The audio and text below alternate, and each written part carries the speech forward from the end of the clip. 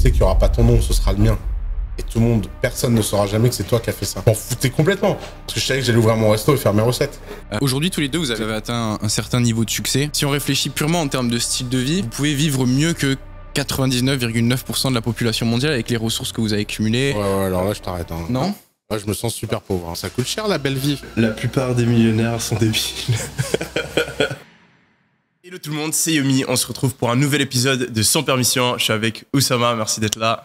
Ah, merci. Et je suis avec Antoine. Salut à tous. On enchaîne. Ça fait moins d'une semaine qu'on a fait l'épisode d'avant. On n'a pas encore eu les retours du premier épisode depuis cette reprise. Mais on a hâte de les avoir. Et aujourd'hui, on avait envie d'enchaîner. On est dans un beau momentum. Donc, on lance un nouvel épisode.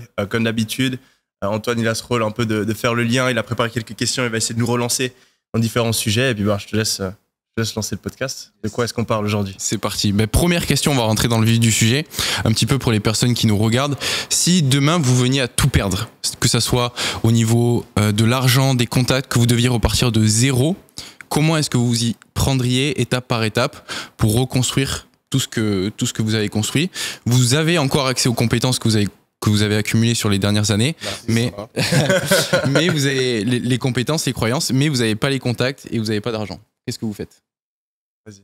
Moi, étant donné que ça m'est arrivé cette année, puisqu'en fait, j'ai eu mes assets freeze et tous mes contacts qui ont disparu du jour au lendemain, donc c'est plus facile que ça en a l'air, en fait. Il suffit de refaire quelque chose de fondamental, quoi. Alors moi, j'ai fait un hedge fund parce que je voulais pas de clients et pas d'investisseurs, mais j'aurais pu faire du e-commerce, j'aurais pu faire n'importe quoi. Enfin, à un moment donné, quand tu as compris comment tu gagnes de l'argent et que en fait, faire une boîte, c'est juste comprendre ce que les gens veulent et leur offrir. Donc, il y a deux dimensions. Qu'est-ce que les gens veulent et comment tu leur offres. Et normalement, si tu sais faire ça, tu peux faire n'importe quoi. Hein. D'ailleurs, tu connais toi l'émission Billionaire Undercover? Oui. Avec Grant Cardone. Putain, moi j'aime tellement cette émission. Enfin, tout le monde parle de l'épisode avec Grant Cardone. C'est pas le plus intéressant, je trouve. J'ai pas vu les autres. Parce que l'épisode avec Grant Cardone, c'est Grant Cardone. C'est une bête de scène. Mais je trouve que les autres millionnaires qu'on connaît pas et qui sont des mecs plus lambda, c'est encore plus intéressant parce que personne les connaît et tu vois qu'ils y arrivent. Ça me chaufferait trop qu'on fasse un billionnaire undercover. C'est une des idées que j'avais. Ouais. J'avais envie de faire un format un petit peu qui se rapproche plus de la télé, mais de le mettre sur YouTube. Parce que je pense que c'est un truc qui manque. Je pense que c'est un trou qu'il y a dans le marché où quand tu analyses la télévision, en fait, ils ont des années et des années et des années d'expérience à tester ce qui marche, ce qui va faire de l'audimat, etc. Et en fait, il y a beaucoup de concepts de la télévision que je pense qu'on peut amener sur YouTube et qui fonctionneraient très très bien. Et tu le vois sur les grandes chaînes type Squeezie, MrBeast, etc. MrBeast, qu'est-ce qu'il a fait? Il a YouTubisé le qui veut gagner des millions. Et ça, c'est un truc qui résonne profondément dans la psychologie humaine. Il l'a amené sur YouTube. Donc, je pense qu'il y a plein d'opportunités comme ça où, typiquement, en reprenant ce genre d'émission, il y a moyen de faire de très, très belles vidéos sur YouTube. Mais pour répondre à ta question, j'en parle souvent, moi, sur ma chaîne YouTube, où justement, j'essaie d'aider les personnes qui se lancent en partant de zéro. Je pense qu'en fait, c'est pas complexe, mais c'est difficile. Il y a peu de choses à faire. Il y a quelques trucs basiques à faire. En fait, il faut de la persévérance là-dedans, il faut de la détermination, il faut apprendre de ses erreurs. Et la plupart des gens vont arrêter avant justement le point critique où tu arrives à faire décoller tes business. Mais au final, tu n'as pas besoin d'être un génie des maths, tu n'as pas besoin de comprendre quelque chose que personne n'a compris auparavant, tu n'as pas besoin d'avoir une idée révolutionnaire. Donc, comme tu l'as dit, il y a des concepts basiques et il faut juste s'y mettre, apprendre, appliquer. Et pour moi, tu as deux voies principales qui vont être les plus faciles pour commencer à générer de l'argent rapidement. C'est les moins ambitieuses, mais c'est celles avec lesquelles tu as le plus haut taux de chance de réussir. Et pour moi, tu as le côté service, tu as le côté produit. Donc, si tu pars côté produit, tu vas pouvoir, le plus simple, c'est de faire du e-commerce, donc vendre des produits physiques. Donc, bon, ça, j'en parle pendant des heures et des heures sur ma chaîne. Ensuite, après, tu peux vendre des produits digitaux, mais ça, c'est un petit peu plus compliqué. Typiquement, vendre des formations, etc. Ce qui est cool, c'est que tu n'as pas le prix des produits, donc tu as moins de coûts, mais souvent tu as besoin d'avoir une expertise, tu as besoin d'avoir un truc un peu qui te démarque, et ça pour un débutant, en général c'est un petit peu plus compliqué. Ensuite après tu as l'autre voie, dont je parle peut-être un petit peu moins, mais qui est aussi une très bonne voie, c'est de choisir la voie des services. Donc tu peux te lancer en faisant un service toi-même, donc en freelance, et ensuite après tu peux le développer en créant une agence, en engageant des gens qui vont faire le service à ta place. Toi, tu vas toujours avoir le rôle de la personne qui le vend. Et ça, c'est une autre voie aussi qui permet d'avoir des résultats assez rapidement. Donc ouais, je pense que typiquement, faire monteur vidéo, graphiste, faire des publicités, faire du copywriting, tout ce genre de choses, tu peux les commencer en tant que service provider, en tant que freelance, ensuite déléguer, faire une agence. Et je pense que c'est aussi une très bonne voie pour te lancer en partant de zéro. Ok, super. Donc imaginons que tu as trouvé un service ou un produit à vendre, tu as un client cible que tu connais, mais tu n'as pas d'argent, tu n'as pas de contact. Comment est-ce que tu t'y prends pour faire ta première vente en partant de zéro? Franchement, c'est super facile aujourd'hui. Si t'es dans le freelance, tu démarches des gens, tu vas sur des hashtags sur Instagram, t'envoies des DM, tu vas sur les groupes Facebook, t'envoies des messages privés. Tu peux aussi commencer à créer un petit peu de contenu sur ta thématique. Typiquement, tu parles de copywriting, tu vas te mettre à faire des TikTok, tu vas te mettre à faire des trucs sur Instagram, des posts sur LinkedIn, etc. Et ensuite, après, il y a des gens qui vont commenter, tu les contactes. Les premiers clients, tu leur permets d'avoir tes services peut-être gratuitement pour avoir des case studies, ou bien tu leur mets des tarifs très bas au début, tu augmentes les tarifs au fur et à mesure. Réussir à vendre un service à 1000 balles par mois, 500 balles par mois quand on débute, c'est juste une question de travail. Si tu démarches 100 personnes, il y en a forcément un qui va dire oui, même si tu es nul en vente et que voilà. Donc c'est juste à un moment, il faut le faire. La plupart des gens, ça me fait toujours marrer, je le dis toujours, tu sais ce que tu dois faire pour réussir, mais tu le fais pas. La question, c'est pas il me faut la dernière stratégie, il me faut cette dernière technique de vente. C'est juste que t'es pas en train de contacter des gens, t'es pas en train de démarcher, t'es pas en train d'essayer de te former, d'apprendre des trucs. Donc il y a un moment où c'est juste, et c'est pour ça que je le dis tout le temps, pour moi que tout le monde peut réussir dans le business parce que je le vois et je l'ai vu des centaines de fois. Au final, c'est pas les personnes les plus intelligentes qui réussissent. C'est pas les personnes qui ont un talent inné qui réussissent. C'est juste les personnes qui passent à l'action et qui font les choses et qui persévèrent et qui apprennent. Et pour moi, tout le monde est capable d'essayer, apprendre, refaire, essayer, refaire, jusqu'à que ça réussisse. Donc, faut vraiment passer à l'action. Super. Oussama? Ouais, je suis 1000% d'accord. Moi, j'arrive pas à savoir pourquoi les gens bloquent là-dessus. Mais ils bloquent. 90% des gens qui n'y arrivent pas. D'ailleurs, l'image d'Épinal, c'est que quand les gens échouent, c'est parce qu'ils ont fait faillite. Mais la faillite, c'est l'élite de l'échec. Enfin, pour arriver au stade où tu peux arriver à un moment où tu as quelque chose à perdre, c'est que tu as quand même gagné avant, quoi. J'aime bien cette citation qui dit, je sais même pas si c'est une citation ou si c'est juste un truc auquel j'ai pensé, mais les gens sont capables de passer des journées à réfléchir sans une minute à agir. Ah ouais. Ça, et dans sûr. Le business, c'est particulièrement vrai. Ouais. Et je parle, quand je rencontre des gens, c'est tout le temps, ah mais tu penses que je devrais faire ça ou faire ça? Attends, est-ce que t'as essayé? Non. Ça fait 3 mois que je réfléchis. T'as essayé? Non. C'est ouf. Ouais. Hormozy, il dit que ça prend 20 heures en moyenne pour devenir bon à quelque chose, mais la plupart des gens vont mettre des années avant de faire la première heure. Et c'est vrai. Ça prend en moyenne 20 heures. Elle est pas mal, celle-là. Ouais. Tu connais Alex Hormozy? Ouais. Il est bon, lui. Il est super bon, lui. Je le regarde tout le temps, moi. Ouais. En plus, j'aime bien leur couple, là. Ah ouais? Bah, c'est stylé, quand même. Ouais, mais c'est ouf, je trouve. C'est invraisemblable. Parce qu'il est elle est encore plus déterre que lui, ça se sent. D'ailleurs, tu sens qu'à la maison, elle doit le... Elle fait presque peur. Tu imagines quand elle regarde son calendrier, elle regarde je sais pas si t'as vu la vidéo sur leur calendrier de couple. Non.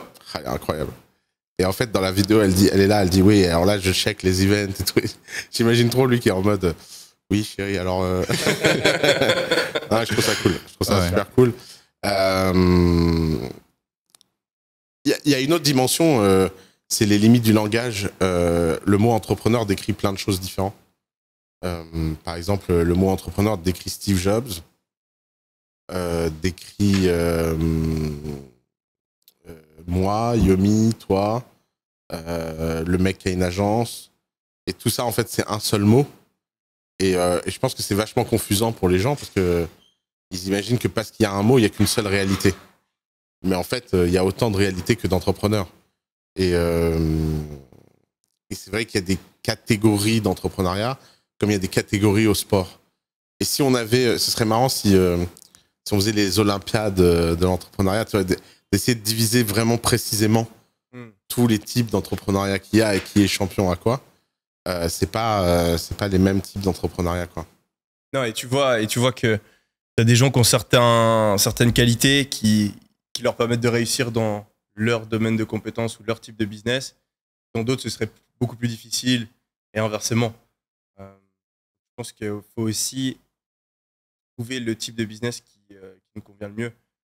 Ça permet donc Alors ça, c'est un truc auquel je suis obsédé. J'ai eu une révélation il y a 3 ans parce que je faisais une vidéo sur le product market fit. Et il y a un mec dans la salle qui lève la main. Ah, c'est un peu plus que 3 ans maintenant, c'est 6 ans. Et il y a un mec qui lève la main dans le public et qui se lève. Et je m'en souviens, il était méga maigrichon, il avait l'air tout pâle et tout. Et il dit je veux faire une boîte dans la food. Comment je fais pour savoir s'il y a un product market fit? Et je le regarde, je fais frère, toi, il y a déjà un problème de founder market fit. Et c'était la blague et tout le monde rigole. Et il dit, bah, je comprends pas, comment ça? Je dis, non, mais attends, moi, tu viens me voir avec ton air pâle, là, qui mange des graines. Tu me vends un truc dans la food, à moins que ce soit un truc dans ce domaine-là, mais c'était pas ça. Il voulait vendre des glaces à la framboise et tout. Je lui dis, je suis désolé, je peux pas te faire confiance. C'est cliché, mais je peux pas te faire confiance. Et là, je me suis rendu compte d'un truc. C'est qu'en fait, quand tu regardais les fondeurs de la plupart des boîtes, ils avaient l'air d'être la version vivante de leur boîte. Et après, j'en suis venu qu'en fait, ce founder market fit, c'est un truc dont on parle pas assez, qui est est-ce que je suis la bonne personne pour faire cette boîte? Plutôt que de se dire qu'est-ce que je peux faire, parce que qu'est-ce que je peux faire, il y a une infinité de boîtes. Par contre, si tu te dis c'est quoi l'intersection entre moi et le type de boîte que je peux faire, à mon avis, cette intersection, elle est plus petite qu'on imagine. Parce que y a plein de choses qu'on peut pas faire, en fait. Ça demande un certain nombre de qualités, de faire un certain nombre de choses, et on n'a pas tous ces qualités. Et au lieu de réfléchir, c'est vrai que les gens mettent énormément de réflexion dans des questions qui ne sont pas des choix. Par exemple, ma préférée, est-ce que je dois lever des fonds ou pas? Moi, j'adore quand les gens me disent ça. J'imagine dans leur tête un truc où il y a des mecs dehors qui attendent avec de l'argent. Je dis alors, il veut investir, il veut mon argent ou pas? Et le mec dit, j'ouvre la porte, j'ouvre pas la porte, je les laisse rentrer, je laisse pas rentrer. Et donc ça, c'est des questions pour moi qui servent à rien. Souvent, j'explique aux gens, je leur dis, ouais, moi j'hésite vachement là, dimanche soir. Je sais pas si je pars en date avec Emma Watson ou Gisèle. Franchement, t'en penses quoi? Aucune des deux n'est au courant. Mais par contre, à l'inverse, choisir sa mission de vie, choisir ce truc-là japonais, là. Ouais, ce truc-là. J'ai découvert ça il y a pas longtemps. Je trouve ça super smart, la façon dont il le représente. Mais c'est vrai qu'en fait, tu te dis, il y a un moment, il faut quand même réfléchir à qui tu es et ce que tu veux faire, en fait. Après, moi, j'ai un avis par rapport à ça où on entend souvent, oui, il faut suivre sa passion, etc. Ah, bah, ça, c'est autre chose, ouais. Et justement, il y a une fine ligne entre s'adapter à sa personnalité, à ses qualités, etc. et juste, en fait, pas vouloir faire les choses difficiles. Et souvent, en fait, le market, il valorise les choses qui sont difficiles parce que y a moins de gens qui ont envie de les faire, donc t'as moins de concurrence. Donc, souvent. La musique paye pas. Pardon? C'est pour ça que la musique paye pas. Ouais. Non, et donc souvent, faut te forcer quand tu lances un business à faire des choses que t'as pas envie de faire. Et ça me fait marrer à chaque fois quand je parle à des gens qui lancent des business, ils sont là, ah mais j'aime pas la compta, donc je fais pas de compta, et ils perdent de l'argent, genre ils arrivent pas à analyser les résultats de leur publicité Facebook, ils sont en perte tous les jours, ils continuent à dépenser de l'argent ads, ils sont là, ah non mais moi j'aime pas la compta, tu sais, moi je suis plus un gars du marketing. Je suis là, non mais attends, qu'est-ce que tu fais? Donc au bout d'un moment, faire un business, c'est pour gagner de l'argent, et donc il y a forcément des choses que tu vas pas aimer faire. C'est pour ça que ça a du mérite de réussir dans le business. C'est parce que c'est difficile, tu dois te forcer à faire des choses que t'as pas envie de faire, et il va falloir les faire.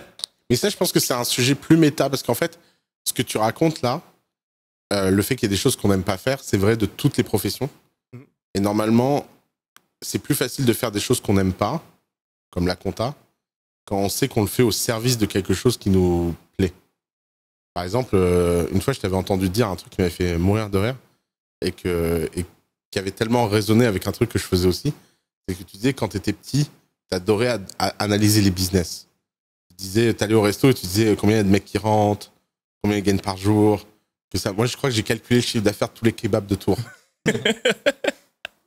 Alors, les gars, allez ouvrir un kebab à Tours. Si vraiment vous savez pas quoi faire de votre vie, il y a beaucoup d'argent à se faire. Mais ça, je pense que ça montre aussi un attrait pour le business au sens pur. Et si t'as pas cet attrait pour le business au sens pur, peut-être qu'en fait, l'analyse de qui tu es t'amène à te dire peut-être que t'es pas fait pour être entrepreneur. Parce que ça, c'est un autre sujet. Toi, tu dis, tout le monde peut réussir dans le business. Je suis d'accord, mais tout le monde qui veut. Or, énormément de gens ne veulent pas, mais ils croient vouloir parce que ils ont l'envie de l'upside, mais pas l'envie du downside. Je veux être Brad Pitt, mais je veux pas les emmerdes qui vont avec. Je veux être un sportif de haut niveau, mais je veux pas les heures d'entraînement. Je veux être, je sais pas quoi, un politicien, mais je veux pas être harcelé. Et en fait, c'est tout le sujet de savoir si t'es la bonne personne. Savoir si t'es pas la bonne personne, ça passe souvent non pas par savoir ce que tu aimes, mais plutôt savoir ce que tu aimes pas, mais que t'es quand même capable de faire. Et ça, plein de gens se posent pas la question, en fait. Et ça amène plein de gens à perdre énormément d'années à essayer de faire un truc où vraiment tu sens que c'est contre leur désir. Et leur désir le plus profond. Et donc, ils vont stagner, faire du surplace, jamais comprendre, passer leur temps à espérer un truc magique qui tombe du ciel, quoi. Non, c'est clair, tu peux pas avoir les fruits sans faire les sacrifices. Mais ouais, moi, ce que je dis, c'est que si tu veux vraiment le fruit, ah ouais, mais moi, tu t'arriveras, donc tu feras les sacrifices. Ouais. Mais ouais, au final, pour moi, c'est pas une question de... Les sacrifices sont tellement élevés que tu n'arriveras jamais à les surmonter. T'es pas une personne capable de surmonter ces sacrifices. Non, pour moi, c'est plus, est-ce que tu veux vraiment... Donc, c'est plus une question de motivation. Et quand je dis que tout le monde peut réussir dans le business, je dis oui, si t'as vraiment cette détermination, cette envie de changer, cette motivation. Donc, si t'as vraiment ce désir profond qui brûle, même si t'es une personne désorganisée, même si t'es une personne qui est risk-averse, même si t'es une personne... Toutes ces barrières, tu les surmontes. Ouais, je suis d'accord. Je suis entièrement d'accord. Hyper intéressant. Autre question pour vous, les gars. C'est quoi, à votre avis, votre plus grande force et votre plus grande faiblesse en tant qu'entrepreneur? Chaque fois, j'ai envie que tu commences comme ça me laisse le temps de réfléchir. Vas-y, je vais essayer en improvisation. Ma plus grande force en tant qu'entrepreneur, ma plus grande force, je pense que je comprends bien la psychologie humaine.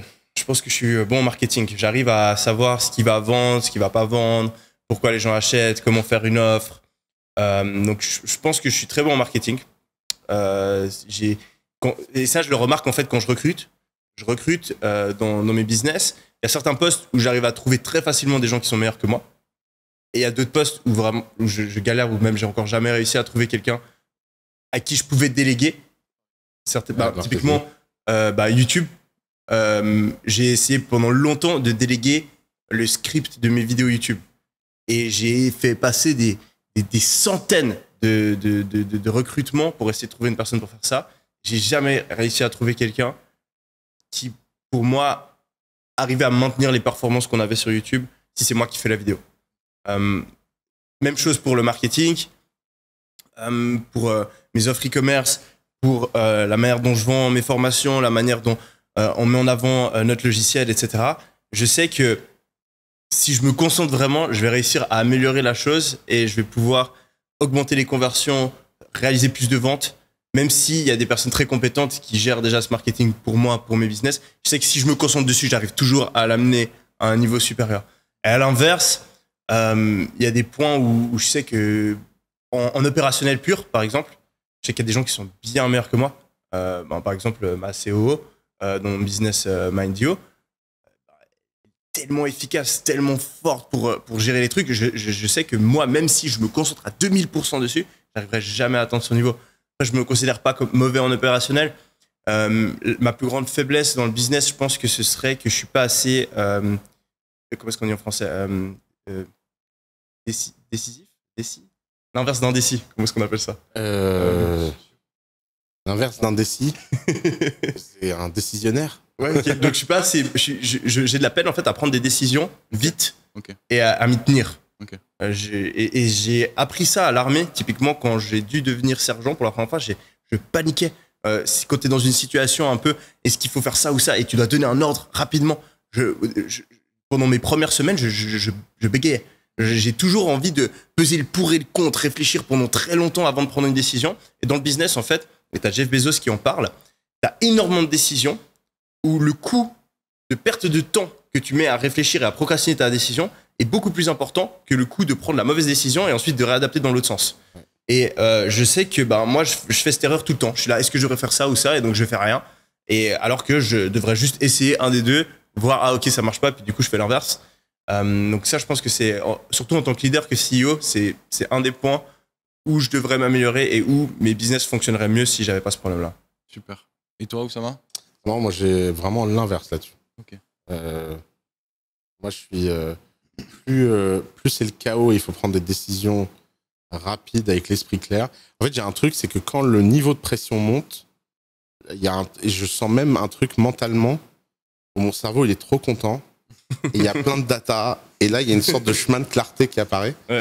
Et moi par contre c'est l'inverse, c'est que je m'emmerde quand il n'y a pas de crise. Et je suis un très... Un jour, ça a été un des trucs les plus durs à réaliser, c'est que j'ai réalisé que j'avais une...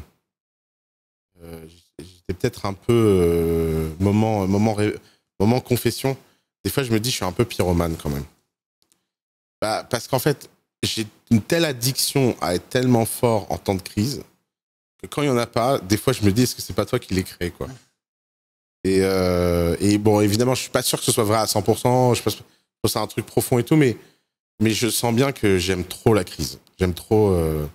D'ailleurs, je pense que c'est pour ça que j'étais aussi bon dans les startups. C'est que les startups, c'est la crise permanente. Tu vois.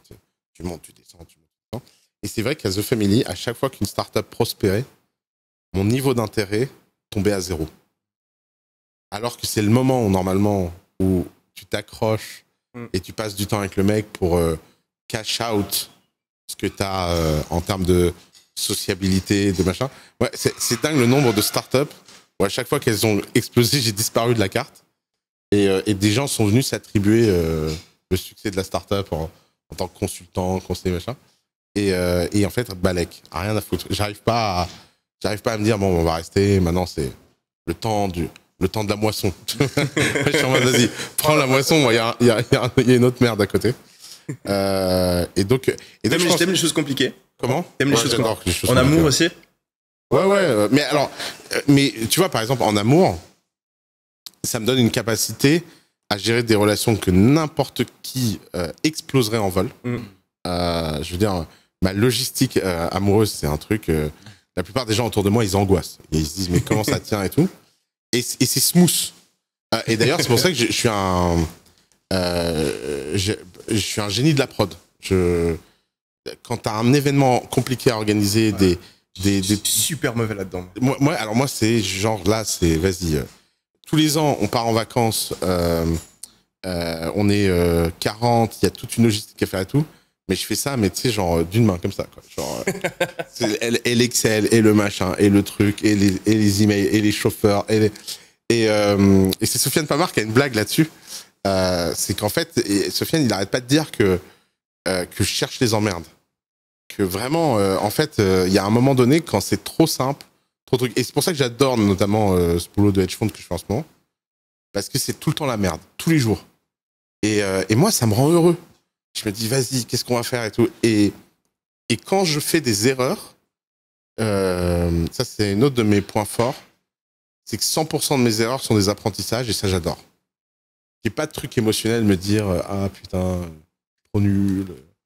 J'ai pas le temps de ça en fait, je suis même trop pour ça. Donc merci maman. Très bon travail à ce niveau-là. Donc ouais, par contre, gros point faible, je m'ennuie super vite. C'est fou le nombre d'opportunités financières que j'ai eues, que j'ai ratées par ennui. Genre, mais des trucs à la con, quoi.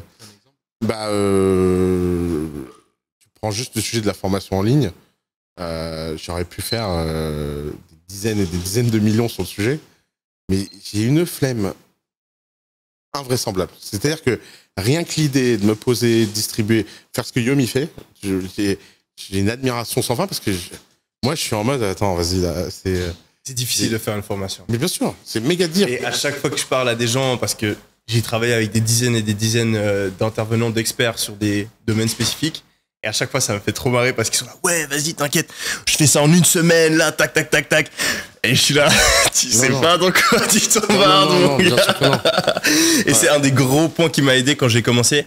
C'est que j'ai réussi, je me souviens, c'était en 2018, je crois, l'été. Je finis mes examens. Et pendant 2 mois, je me suis enfermé tout l'été dans des bureaux. Et j'ai fait ma formation. Et tous les jours, je venais. Et je me tenais devant mes slides. Et j'étais là. Ça en vaudra la peine. Ça en vaudra la peine. Et je me forçais. Parce que t'as tout ton cerveau qui est là. Tu pourrais aller faire la fête. Tu pourrais aller profiter de l'été. Et en plus, c'est vraiment un travail qui est difficile d'être pédagogue et de prendre des concepts et de les rendre les plus compréhensibles possibles afin que des personnes qui n'ont pas ton niveau de compréhension puissent apprendre rapidement. Ça aussi, je pense que c'est une de mes qualités. Et pour moi, c'est vraiment un art et une compétence que très peu de gens ont. Ok. Est-ce que tu as peaufiné ton produit avant de le marketer ou est-ce que tu avais fait un... Bah, toi, ton produit était d'une méga qualité first version, non? Ouais. Tu as vraiment réfléchi à la qualité de ta formation Il a pas avant réfléchi, il l'a fait. Ouais, il l'a fait. Ouais, mais en fait, j'ai fait une première version qui était basique, mais la qualité de l'information était dingue. Ouais, d'ailleurs, Yomi, il applique une règle que j'adore et il applique super bien. Il faut jamais faire. En fait, les gens confondent une première version. Ils pensent qu'une première version, c'est un truc brouillon qui fait tout, alors qu'une première version, c'est un truc parfait qui fait très peu de choses. Très juste. Il vaut mieux faire parfaitement une chose que brouillon plein de trucs. Et ça, sur les sujets de MVP et tout, les gens ils comprennent rien. Ils pensent que le MVP d'une voiture, c'est une voiture qui roule pas. Et ils te montrent, ils te disent, mais regarde, t'as plus qu'à imaginer les roues, machin. Alors que la MVP d'une voiture, c'est un skateboard. Et un putain de bon skateboard. Ça me fera toujours marrer. Je me souviens, je rentrais de Harvard, j'ai fait 6 mois à Harvard, en 3e année d'université. J'arrive à HEC Lausanne pour mes derniers 6 mois. Et là, je prends un cours d'entrepreneuriat. Et on devait faire un MVP. Et le sujet de la boîte, c'était une application pour aider les jeunes qui font face au bullying. J'écoute tout le monde autour. Il y avait des groupes. Et chacun, ils font leur MVP. Et il y a un groupe qui passe juste avant mon groupe et ils sont là. Alors, on va faire une application. Donc, tu pourras appeler, tu pourras envoyer des messages, tu pourras faire des vidéo calls avec les profs. En plus, il y aura un annuaire et ils te font une liste de machins. Et la prof, elle les interrompt et je suis là. Ah, elle va leur dire qu'il faut qu'ils arrêtent de rajouter 25 fonctionnalités et qu'ils se concentrent sur le truc le plus important. Qu'est-ce qu'elle dit? Vous avez pensé à rajouter de l'intelligence artificielle pour les... Et j'étais là, waouh. Oh non. Oh mon Dieu. Là, je lève la main et je dis justement, non mais vraiment dans le business, ce qui est super important quand on commence, c'est faire un truc bien, voir si ça marche et ensuite à partir de là, parce que ça prend du temps, c'est pas possible de faire tout ça au début. Là, je dis mon truc, je suis fier de moi, je pense qu'il y a tout le monde qui va être là en mode ouais. Là, la prof, elle fait ouais, non, mais non, je pense pas, l'intelligence artificielle, c'est vraiment très... Enfin, j'étais là, bon, les études et le business, c'est vraiment... ça ne fonctionnera pas, quoi. Mais ouais, non, clairement, c'est super important de juste... Tu trouves... C'est là que c'est super important d'être fort en marketing. Tu trouves le point qui vraiment fait la différence pour tes clients. Et ça, tu le gères. Ensuite, après, le reste, tu peux le faire plus tard. Tu peux construire au fur et à mesure. Mais si tu as la base qui est là, c'est bon. Ok, super. Donc, c'est vraiment sur ça que tu te concentres en priorité. Tu as dit que ton point faible le plus important, c'était la faculté que tu as à prendre des décisions rapidement. Comment est-ce que tu peux l'améliorer, ça, à ton avis? C'est une très bonne question. Je suis content que tu me la poses. Et c'est super important, je le dis à chaque fois. Identifier ses faiblesses, c'est une chose. Et ensuite, mettre en place des stratégies pour les couvrir, c'en est une autre. Et malheureusement, il y a beaucoup de personnes qui ne le font pas. Et moi, justement, j'essaie à fond de le faire. Et récemment, j'ai mis une nouvelle stratégie en place où maintenant, ce que je fais, c'est que je me mets des deadlines pour prendre des décisions. Donc, en général, je fais une semaine. Donc, le samedi, ce que je fais, c'est que je regarde ce que j'ai fait pendant ma semaine, ce que je vais faire la semaine d'après. Donc, j'ai une liste de décisions que je dois prendre. Je le mets sur une liste et je suis là, le samedi, tu dois la prendre. Et ensuite, si je vois que j'arrive vraiment pas, que ça fait plus d'une semaine que je l'ai pas prise, je dis à mon pote, et là, je lui ai dit, moi, je te file 10 000 balles. Si le 1er février, j'ai pas pris cette décision. Je lui ai envoyé une liste. Et comme ça, je sais que je suis obligé. Et si je le fais pas, moi, il y a des décisions, imagine-toi, il y a des décisions, pendant plus d'1 an, je les ai pas prises. Donc, je suis obligé de mettre en place des stratégies comme ça. Ok. Avec une pression externe pour vraiment te forcer à avancer. Et la première fois que j'ai été confronté à ça, c'est drôle, où j'ai remarqué vraiment que j'avais ce problème d'indécision, c'est quand j'avais mes premières expériences avec les filles, quand j'étais ado. Et quand tu lis des trucs de séduction, tu vois que c'est important en tant que mec de être un peu un leader. Montrer, d'avoir le truc, ok, on va là, ensuite on va là, tu gères un peu le truc. C'est une des qualités que la plupart des filles aiment. Et je me souviens, j'étais dans un de mes premiers dates et il y a une situation où, je sais pas, on avait mangé un truc et on devait aller à un autre endroit et je devais décider de où aller. Et j'étais comme un gamin, genre incapable de prendre une décision. Et je marchais tout droit. J'étais là, est-ce qu'on va là, est-ce qu'on va là? Non, mais si on va là, c'est peut-être mieux de faire ça si on va là. Et bon, je me suis énormément amélioré là-dessus, et notamment à travers l'armée, où en fait, ce que tu te rends compte, c'est vraiment, tu prends la première décision qui te vient dans l'esprit, même si c'est complètement faux, complètement con, et tu t'y tiens. Je me souviens à l'armée, je prenais des décisions, et le moment où je prends la décision, je me rends compte, et que je le dis, je me rends compte que c'est une énorme connerie. Et là, t'as un soldat qui vient et il te fait, oui, mais sergent, faudrait pas faire comme ça. Non. Et tu restes bloqué sur ta décision, parce qu'en tant que leader, tu dois être sûr de toi. Tu peux pas te permettre de, tu dis un truc, ensuite après tu dis l'inverse, et un gars il vient, il te donne un argument, tu changes d'avis. Ça, c'est la pire chose que tu peux faire. Les gens vont vraiment perdre confiance en soi. Et à l'armée, d'autant plus. Donc tu peux pas. Les mecs, ils mettent leur vie sur la ligne. Je me souviens. Je me souviens, c'était une journée à l'armée, t'as des adjudants, en fait, c'est des mecs qui viennent contrôler ton travail. Donc on a une journée, ça s'appelle une inspection, et t'as tous ces adjudants qui tournent autour de toi et ils viennent regarder que tout se passe bien. Moi, je fais un méga speech. Je fais, alors aujourd'hui, c'est l'inspection. Faut qu'on soit irréprochable. Tout le monde, sa tenue, il n'y a pas une poche qui n'est pas fermée. Vous vous tenez carré à réglo à 100%. Je fais mon méga speech ultra, je le fais bien. Je hausse le ton, je suis fier de moi. Et là, un mec qui fait, sergent, soldat, machin. Oui. Et, votre poche, elle est mal fermée. Il avait complètement raison, c'est le jour de l'inspection. En tant que sergent, c'est super grave que moi, j'ai ma poche qui est mal fermée. J'ai fait, ouais, moi je suis un sergent. Toi, t'as rien à dire. Je l'ai fait volontairement. tu gardes la face. Parce que t'es obligé, ça devient n'importe quoi à l'armée. Parce que tu peux plus rien dire à un sergent, mais t'es obligé de garder ce niveau d'autorité où prendre une décision tu et prends ta décision, tu t'y tiens, et même si t'as tort, c'est mieux que l'inverse. Et dans le pire des cas, si tu te trompes, tu sais que tu peux corriger par la suite. Tu essaies de corriger, voilà, par la suite. Ouais. Ok. Et toi, Oussama, t'as dit que ton plus gros point faible, c'était le fait de parfois t'ennuyer. T'as donné l'exemple pour construire un produit, construire une formation. T'avais besoin d'évoluer dans le chaos. C'est difficile à améliorer. Comment est-ce que tu t'y prendrais pour améliorer ce point faible d'ennui? Si vous avez une solution, je suis ouvert. Hein. Ouais. Mais ouais. Après, tu vois, par exemple, aux échecs, tu as deux stratégies. Soit tu travailles que tes points forts, soit tu essaies d'améliorer tes points faibles. C'est pas le même type de jeu. Pas... Et en fait, les gens qui ont des stratégies où ils améliorent leurs points forts, ce qui se passe, c'est qu'en fait, ils gagnent plus souvent, mais quand ils perdent fort.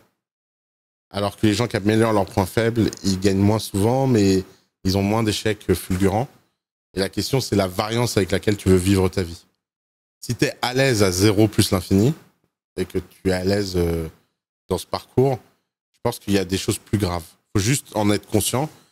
Les défauts, c'est grave quand on n'a pas conscience. Je suis sûr qu'il y a plein de défauts que j'ai dont j'ai pas conscience.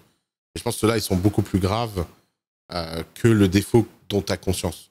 De la même façon que pour Yomi, ce truc de décision, c'est ce que c'est, mais s'il n'en avait pas conscience, ça serait catastrophique. Si Yomi te disait putain, je suis un super bon à prendre des décisions, il est pas. D'ailleurs, ça, by the way, quand tu accompagnes des entrepreneurs, moi, j'aurais jamais cru, au début, quand j'ai démarré, je pensais que l'accompagnement des entrepreneurs, c'était de leur dire des choses qu'ils ne savaient pas. Et donc, tu viens et tu leur révèles des secrets. Puis en fait, tu te rends compte que tu es face à des gens qui, des fois, ont des misjugements totaux sur leur personne, leurs actions et leurs résultats. Et simplement recalibrer ça, c'est méga dur. Et c'est un travail de fou. Et être impactant là-dessus, être convaincant là-dessus, sur quelqu'un qui a une croyance sur sa personne et que tu lui amènes le fait que, en fait, non, il se trompe, ça, c'est très, très dur. Et ça peut donner des trucs de dingue. Hein. Moi, j'ai vu des boîtes... des boîtes en hyper-croissance avec des CEO, par exemple. Le cas classique, c'est le manager te dit, tu sais, moi, ce qui est le plus important pour moi, c'est l'humain. Je veux que tout le monde dans mon équipe soit heureux. Puis tu parles à l'équipe et tout le monde est en burn-out. Dépression, jeté par la fenêtre et tout. Je dis, mais attends, comment. Et le problème de ce genre de gap, c'est que ça commence comme ça et puis et à un moment, ça craque. Et quand ça craque, c'est trop tard. Et là, les gens, ils se rendent dans des dingueries pas possibles parce qu'ils te font payer des années de souffrance et de machin. Et au début, moi, je pensais que ces gens-là, ma première réaction, c'était de les prendre pour des menteurs. Putain, quel hypocrite, quoi. Et en fait, c'est quand j'ai eu la bienveillance de les croire et de croire à leurs propres mensonges que j'ai compris qu'en fait, c'était juste qu'ils n'avaient pas le bon filtre. Et ça, c'est super, super important. D'ailleurs, c'est pour ça que tous les gens qui performent se font accompagner. Tu peux pas performer tout seul, par toi-même, à 100%. À un moment ou un autre, tu es obligé de faire venir des gens extérieurs qui te... c'est pour ça que les sportifs, ils ont des coachs, alors que le coach ne ferait pas 1% de ce qu'il fait. C'est que tous les musiciens, ils ont des gens qui leur disent si la musique est bien ou pas. C'est pour ça que Obama se fait coacher, c'est pour ça que Oprah se fait coacher, ou Larry Ellison, ou Steve Jobs. Steve Jobs s'est fait coacher par plein de gens super forts. Et ça, c'est un aspect qu'on oublie tout le temps dans la quête de performance, c'est la vie extérieure et l'impact de la vie extérieure sur l'amélioration et le fait de devenir meilleur. Non, mais c'est dingue la perspective, à quel point quand tu vois les choses différemment à travers toi-même que les personnes de l'extérieur vont pouvoir voir. C'est un truc de fou, je trouve. Je l'ai remarqué, moi, la première fois où on a enregistré un de mes matchs de foot, on a filmé un de mes matchs de foot. J'ai regardé le match, moi j'avais fait un putain de match dans ma tête, et je regardais le match, je suis là, mais t'es nul. C'est ouf la distorsion cognitive que tu peux avoir. C'est pour ça que je dis tout le temps, les meilleurs amis critiquent en face à face. C'est super important, et moi je mets un poids d'honneur à chaque fois que quelqu'un vient me critiquer, que ce soit un collaborateur, un pote, un inconnu, et qui me dit un truc, je lui dis merci tout le temps. Même si je le prends personnellement, hein. Des fois je suis énervé, je suis pas du tout d'accord avec lui, et je mets vraiment un point d'honneur à le remercier, parce que c'est un énorme cadeau que quelqu'un te fait quand il te critique ouvertement. Ça peut te permettre d'avoir une vision que tu n'aurais jamais pu avoir. Et je pense que un truc dont on parle très peu, qui est très très très, très sous-estimé, c'est la self-awareness, la capacité et même l'awareness en général. Donc le fait d'être attentif et de voir ce qui se passe, que ce soit dans tes pensées, dans tes actes, dans les décisions que tu prends, et aussi ce qui se passe autour de toi. Donc la capacité de voir, de juste te poser la question, ah, j'ai pris cette décision la semaine passée, est-ce que c'était une bonne ou pas finalement? Ah, je suis en train de penser ça en ce moment, pourquoi est-ce que je pense ça? Je me sens comme ça, pourquoi est-ce que je me sens comme ça? Donc le fait de s'analyser constamment et de réussir à prendre du recul sur soi-même, pour moi ça fait une énorme différence, parce que tu vas justement pouvoir corriger le tir, alors que la plupart des gens, ils ont ce filtre où ils voient les choses d'une certaine manière, et t'es forcément d'accord avec toi-même. Et donc, t'arrives jamais à voir tes convictions qui sont fausses. Comme le dit Nietzsche, les convictions sont les plus grands ennemis de la vérité que les mensonges. Quand t'es convaincu d'un truc, ça te rend aveugle. Bien sûr. À l'inverse. Et c'est un très gros problème du cerveau humain. Carrément, excellent. Et toi, c'est quoi tes défauts Mes défauts et mes qualités? Moi, je dirais que... Lui, il a pris cher cette semaine. Ah ouais? Il a eu le droit à une petite session avec moi où il a pris très cher. Ouais. Non, un de mes plus grands défauts, c'est peut-être, comme on parlait avec Oussama l'autre jour, c'est peut-être mon rapport avec les autres et l'opinion que les autres peuvent porter sur moi. Donc ça fait de moi, je pense que ça, directement sur mon business, ça a un impact sur ma capacité à être un bon leader. Je pense que je suis pas un bon leader encore, c'est des compétences qui s'apprennent, le leadership, mais c'est vraiment sur ça que j'ai envie de me travailler, sur la capacité à leader mon équipe, à bien manager, et puis à pas me soucier du regard des autres. Et puis mon plus gros point fort, je dirais que c'est ma faculté à construire une audience en organique. En tout cas, sur l'année qui s'est écoulée, c'est là où j'ai eu sûrement le plus de résultats. J'aime bien la création de contenu, donc je pense que j'ai une bonne compréhension des plateformes et de ce que de la demande qu'il y a par rapport à ça. Ouais, je dirais que c'est essentiellement. Ouais, ça, t'es fort. Mais justement, c'était le sujet dont on parlait. En fait, je lui ai dit que c'était très dur d'être à la hauteur de l'image qu'il donne. Et que malheureusement, il y a un moment, il faut admettre que l'image, c'est un produit et que la personne, c'est quelqu'un d'autre. Cet écart, faut vivre bien avec, parce que sinon, plus ton image monte, plus ta personne descend. Ouais. Et cette cassure, elle est violente. C'est drôle, moi je l'ai vu tellement de fois. Je l'ai vu tellement de fois. Où tu rencontres des gens que tu vois sur les réseaux sociaux et tu te vois que la personne est tellement différente de ce qu'il y a sur Internet. Mais je pense qu'il y a ouais, faut se rendre compte que c'est le cas pour tout le monde. Après, je pense que tu peux aussi juste être... Je pense qu'il faut pas qu'il y ait un trop grand écart non plus. Non, ça c'est autre chose encore. Mais déjà, je pense que l'étape 1, c'est que si tu acceptes l'écart, tu acceptes que de toute façon, t'es pas parfait. Et si tu acceptes que t'es pas parfait, et ben, le regard des autres, il est moins violent. Et là, l'écart peut se réduire. Que l'écart se réduit à partir du moment où tu as la possibilité de progrès personnel. Et cette possibilité de progrès personnel, elle n'existe pas dans un monde où tu as peur de ce qu'on pense de toi à chaque fois que tu fais un truc. Et justement, la clé, je pense que c'est de dire sur les réseaux sociaux que t'es pas parfait, de montrer certains de tes défauts et de montrer que t'es quelqu'un qui essaye comme tout le monde. Ouais, alors ça, c'est encore... Ça, c'est... Hein, ça te libère. ça, c'est ce que je t'ai dit, mais... Ouais.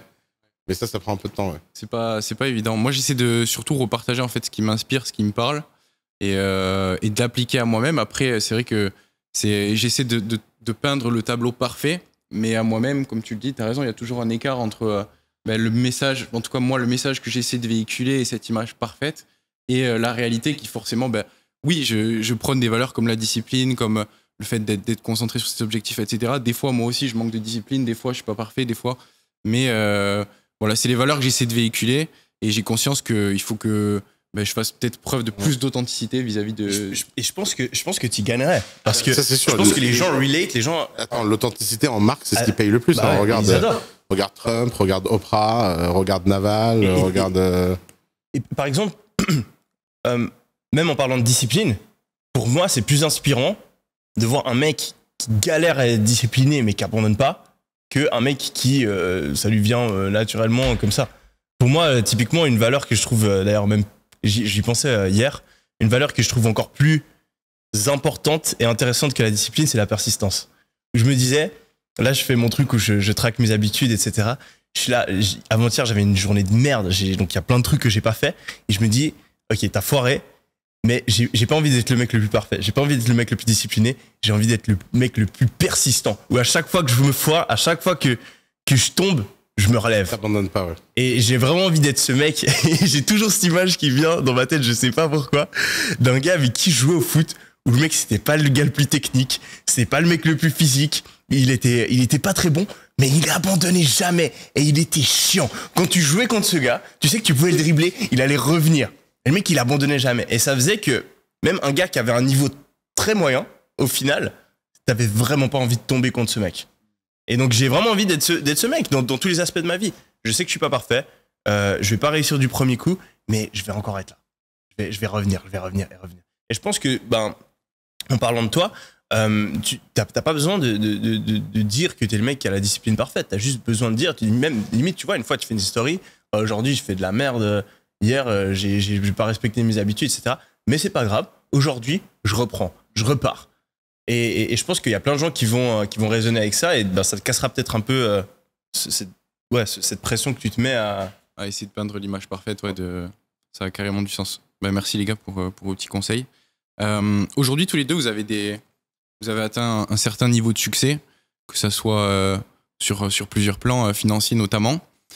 Qu'est-ce qui vous pousse encore à aller plus loin? Parce que si on réfléchit purement en termes de style de vie, vous pouvez vivre mieux que 99,9% de la population mondiale avec les ressources que vous avez accumulées. Ouais, alors là, je t'arrête. Hein. Non? Ouais, je me sens super pauvre. Hein. Tu te rends compte, ça coûte cher la belle vie. Avec l'inflation, c'est un truc de ouf. C'est un truc de ouf. Oh là là. Non. Je me suis fait clasher d'ailleurs. J'avais un interview, le mec me posait des questions rapides et il fait à partir de quel montant on est riche. Et moi j'ai dit 100 000 euros par mois. 100 000 euros par mois, ouais. Et la plupart des gens dans les commentaires ils sont là, non mais attends, à 20 000, 30 000 euros par mois, bien sûr que t'es riche. Mais non. Mais moi je suis pas je l'ai vu ton interview. Ouais. Moi je me suis dit 100 000, mais attends, 100 000 c'est le début quoi. C'est ça qui est drôle, c'est qu'il y a un tel décalage en fait entre la population classique entre guillemets qui ont un job et qui... C'est normal. C'est que vos standards en fait sont tellement élevés vis-à-vis Les standards sont élevés, c'est juste que... D'abord, c'est pas nos standards qui sont élevés, c'est les standards qui sont élevés. C'est-à-dire que... Écoute, je vais te raconter une anecdote qui m'a fait prendre conscience de ça. Pendant des années, je voyageais en classe éco. Et j'étais le genre de mec qui disait, mais je comprends pas ces abrutis qui payent la business et la force. Je trouve que c'est cher pour c'est ce que super c'est. cher. Ouais, d'accord, mais bon, je comprenais pas. Ouais. Et j'étais un mec qui faisait, à l'époque, donc j'avais 21 ans, il m'arrivait très souvent dans la même semaine d'être à Hong Kong, Paris et Los Angeles. Donc, vas-y, les miles que je faisais, et tout ça, quoi. Et dans le même mois, pas dans la même semaine. Un jour, je suis à Hong Kong et on me surclasse en business. Parce que plein de miles et tout, gratuitement, tu vois. Quand je suis repassé en écho au billet d'après, mais la violence que ça m'a fait, et je me souviens de passer la ligne business, et me dire, mais casse les couilles, quoi. Et donc, même si je pense comme toi que ça vaut pas le prix, bah maintenant, ça me casse les couilles et j'arrive pas à voyager en écho. C'est le gros problème. C'est très facile d'augmenter son niveau de vie et c'est impossible de le baisser. Ouais, exactement. C'est pour ça qu'il faut faire très attention quand Exactement. on commence à gagner de l'argent à ne pas faire augmenter son niveau de vie trop vite. Ouais, parce que le revenir en arrière, il fait extrêmement mal. Ouais. Et la montée n'est pas si plaisante que ça. Ouais. Donc, il faut faire super attention. Et je suis complètement d'accord avec toi. En fait, je sais pas comment dire. J'ai l'impression que donc t'as le fait d'être riche, d'être aisé, de pouvoir te permettre d'avoir cette liberté. Ça tu l'as atteint avec 10 000 euros, 20 000 euros par mois. T'as cette liberté où t'es plus contraint de... T'as plus ce stress des factures, tu regardes plus les prix quand tu fais les courses, tu peux voyager, le monde a plus cette emprise sur toi qu'il avait auparavant. Mais si t'as vraiment envie de vivre la vie d'un mec riche, quand je te dis riche, tu penses à quoi? Tu penses aux magnifiques vacances, tu penses à peut-être être sur un yacht, aux voitures, à aller dans les meilleurs restaurants, etc. Ça coûte extrêmement cher. Si tu veux être dans les meilleurs endroits, etc. Les prix ces dernières années, vraiment sur les 4 dernières années, ça a doublé, triplé. C'est assez impressionnant parce que, je dis tout le temps, l'inflation, elle fonctionne pas, elle n'a pas augmenté de manière uniforme partout. Et en fait, il y a énormément de gens au cours de ces 4 dernières années qui sont devenus très riches. Et donc en fait, les choses qui ont une grande valeur pour les riches, le prix a encore plus augmenté. Donc ouais, je pense que pour être vraiment riche, tu as besoin de beaucoup d'argent. Après, je pense que personnellement, moi, vraiment, la plupart des choses que j'ai envie d'avoir aujourd'hui, je peux les avoir. Les seuls trucs, je me suis fait la réflexion vraiment, si tu avais 100 millions, si tu avais 200, 500 millions, qu'est-ce qui changerait dans ta vie aujourd'hui? Et au final, c'est quand même assez mineur. Je pense que ouais, je peux pas me permettre d'être sur un yacht aussi longtemps que je veux, les jets, etc.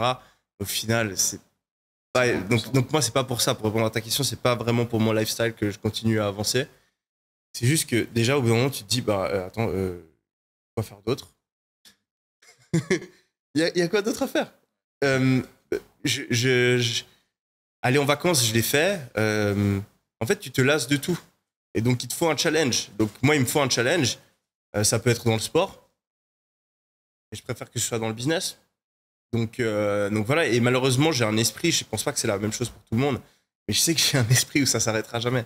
Il n'y a pas un certain montant ou un certain niveau de succès où je me dirais, ah, c'est bon, j'ai réussi. Je vais toujours me comparer à la personne qui est au-dessus de moi. Je vais toujours vouloir aller au palier d'après. Et je me suis toujours dit, quand j'étais pauvre, je me disais, ah, si tu gagnais 10 000 balles par mois, c'est bon, tu serais content. Quand je gagnais 10 000 balles par mois, je me disais, ah, si tu étais millionnaire, tu serais content. Quand j'étais millionnaire, si tu gagnes 10 millions, tu seras content. Et là, vraiment, maintenant, je suis convaincu que même si tu es milliardaire, tu as envie d'être le plus riche du monde. Donc ça s'arrête jamais. Même si tu as un business comme ça, tu as envie d'avoir cet autre business parce que tu trouves que c'est ça qui est stylé. Donc, il faut juste en être conscient. Et après, il faut un petit peu se détacher tout en sachant que ça ne va pas disparaître. Donc, je ne prends plus le jeu autant au sérieux qu'avant. Je n'attache plus autant mon bien-être aux résultats que je vais avoir dans la vie. Parce qu'avant, c'était maladif. Si j'avais pas un certain niveau de progrès dans mes business ou dans un certain domaine de ma vie, j'étais déprimé. Aujourd'hui, j'ai compris que c'était une illusion. Au final, ton esprit voudra forcément mieux. Donc, je me dis, certes, j'ai envie de mieux, je vais utiliser cette motivation pour aller plus loin, mais c'est pas parce que j'atteins pas exactement l'objectif que je voulais que je dois me ronger et je dois être malheureux. Donc, je prends ça plus comme un jeu, mais c'est un jeu que j'ai envie de continuer à jouer. Donc c'est purement le goût du challenge qui continue à te pousser. T'as pas de ligne d'arrivée dans ta tête, que ça soit sur le plan financier ou quoi. Et toi, Oussama, c'est pareil? Moi, pareil, j'ai pas de ligne d'arrivée. En plus, moi, il y a plein de choses que je veux me payer que je peux pas me payer, quoi. Donc, quoi? Par exemple, je rêve d'ouvrir une école, tu vois un truc où tu prends le top 1% de tous les pays du monde, tu les réunis à la campagne et t'en fais des super-héros comme les X-Men. Je rêverais de... j'ai une très très grande passion pour l'architecture. Quand t'as vu ce que j'ai fait en Normandie, j'aimerais bien le faire 10 fois dans le monde, pas qu'une, tu vois. Il y a plein de business que j'aimerais acheter et leur donner une nouvelle cohérence et une nouvelle vie. J'ai marqué ça, c'est vraiment le truc quand t'es vraiment riche. C'est plus tu t'achètes une maison et tu la retapes, c'est tu t'achètes un business et tu le retapes. Exactement. Ça, c'est un des kiffs les plus chers qui existent. Ouais. Bah, regarde Elon Musk. Petit kiff, là, Twitter, j'aime pas comment ça fonctionne, je me l'achète, je le retape. Du monde. Ouais. Le nombre de business que j'ai envie de racheter et de retaper. C'est. Et franchement, alors les gens disent, ouais, t'as qu'à lever des fonds et tout, mais c'est emmerdant avec l'argent des autres. Ouais. Parce que quand tu veux retaper quelque chose, tu le retapes toi-même, quoi. Et un autre truc, tu me diras si tu me rejoins. Je trouve abusé à quel point tu penses que le luxe, c'est les montres, les voitures, etc. Et au final, tu te rends compte que le vrai luxe, c'est d'avoir des gens qui travaillent pour toi. Ouais, bien sûr. D'avoir une assistante, d'avoir un chef, d'avoir un personal trainer, etc. Ça, c'est... moi, j'ai jamais été luxe, voiture, montre. Ouais. Mais avoir du personnel, c'est incroyable. Moi, ça, c'est vraiment un des trucs qui, je pense, changerait le plus dans mon lifestyle si j'avais 100, 200 millions. C'est que j'aurais une dizaine de personnes qui... j'aurais je sais pas, une personne pour manager ma maison, des trucs tout cons. T'as envie de changer les meubles, tu peux demander à cette personne-là, bam, elle t'en fait toute ta déco.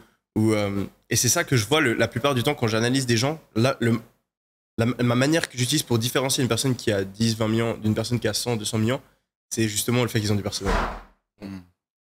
C'est drôle parce que j'ai une anecdote par rapport à ça. J'ai un mentor sur Dubaï qui est iranien et il a une très très grosse compagnie. Toutes les air conditionneurs qu'il y a dans Dubaï, c'est son entreprise qui les fournit. C'est le gaz qui est à l'intérieur. Il doit être riche. Ouais, il est très très riche. Son fils est milliardaire. Il a créé, tu dois connaître, c'est un projet NFT Top Shot aux États-Unis. C'est l'équivalent de Sora. C'est ça qu'il a fait. Son fils a fait ça. La boîte, Top Shot, ouais, bien sûr. Michael Jordan a investi dedans. Ouais. La boîte a été valorisée 10 milliards pendant le pic de crypto. Là, elle est à 1,5. Donc vraiment très très successful. Son fils, attends, lui, à 10, c'est 1,5 là maintenant. Ouais, ça a perdu. Ça va être dur ça. Ouais, bah, c'est quand même, il est quand même milliardaire quoi. Et non, je pense qu'il a maximum 15% de la boîte, donc non, il est pas milliardaire, mais. Je sais pas exactement, mais je te garantis. Non, je te crois. Dans les ventures, Je te crois. Enfin, tout ça pour dire que son père, tu voulais dire un truc? Non. Ouais. Tout ça pour dire que son père, en l'occurrence, c'est quelqu'un que je connais bien.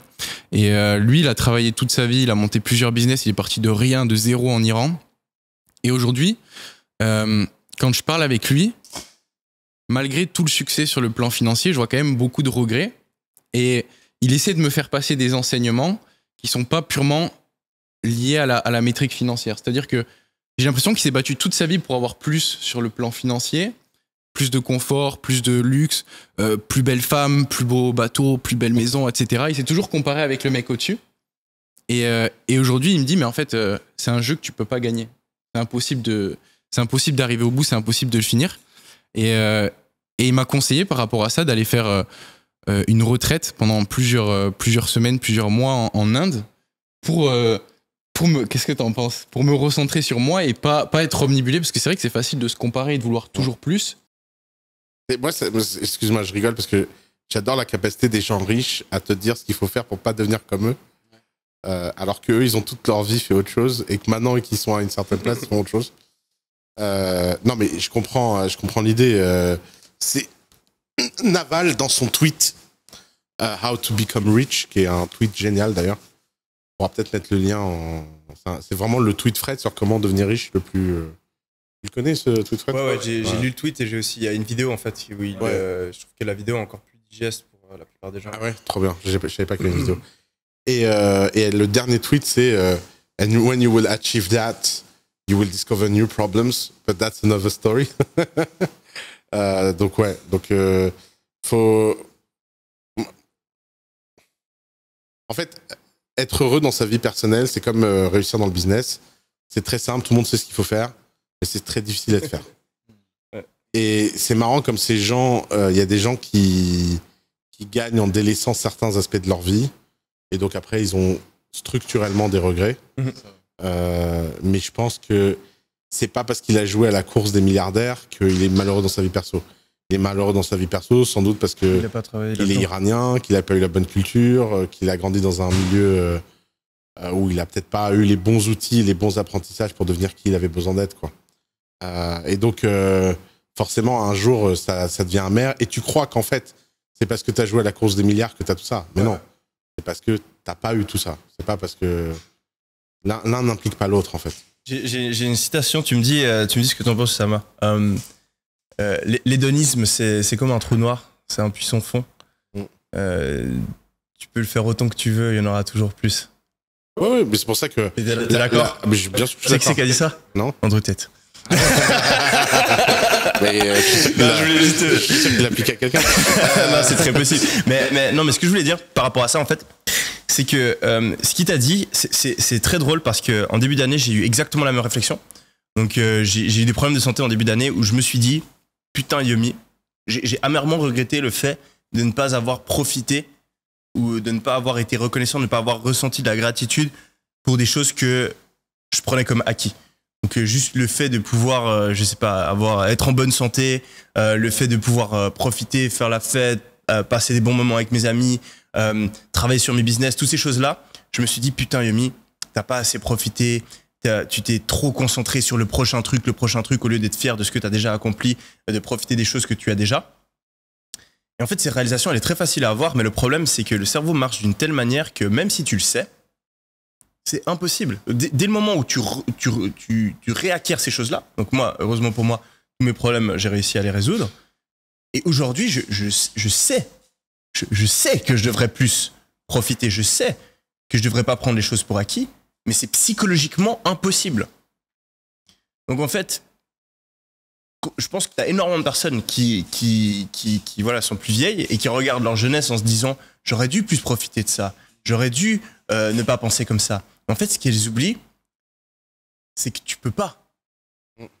C'est très, très, très vicieux et c'est une illusion. Et je l'ai eu plusieurs fois dans ma vie et c'est que maintenant que vraiment je m'en rends compte. C'est triste, mais tu ne peux pas sans le manque vraiment apprécier ce que tu as. C'est uniquement par le manque que tu te rends compte de la chance que tu as. Alors, c'est pas uniquement par le manque, mais c'est sûr que pour que ce soit autre chose par le manque, ça demande un travail sur soi qu'il faut faire. Ça demande de faire de la gratitude. Ouais. Quelque chose que j'ai mis en place cette semaine, non, la semaine passée. Et ça marche très très bien. Ouais. De se forcer. Moi, j'ai acheté un carnet comme le tien là. Tous les soirs, j'écris une dizaine de choses pour lesquelles je suis reconnaissant. Et je pense que c'est l'habitude qu'on m'a le plus conseillé de faire. J'ai refusé de faire pendant le plus longtemps. Parce qu'en général, j'essaie d'être ouvert d'esprit. Et j'ai cette règle où je me dis, si quelqu'un que j'admire me recommande quelque chose, je l'essaye au minimum. Et il y a énormément de personnes qui ne le font pas. C'était, de nouveau, les convictions sont le plus grand ennemi de la vérité que les mensonges. Donc, si tu es convaincu d'un truc, tu dis, ah ouais, faire de la méditation, ça a l'air bizarre, non, je le fais pas. Et souvent, tu perds à avoir cette réflexion. Donc, j'essaie de le faire. Mais pour la gratitude, j'ai vraiment mis longtemps. J'étais là. Et en fait, c'est vraiment un des trucs. Je crois que c'est le truc qui améliore le plus au niveau de bien-être dans ta vie de tous les jours de manière prouvée par des études. D'ailleurs, c'est un sujet profond parce que moi, c'est un sujet dont j'ai eu une réalisation récemment. Toutes les émotions ont un inverse.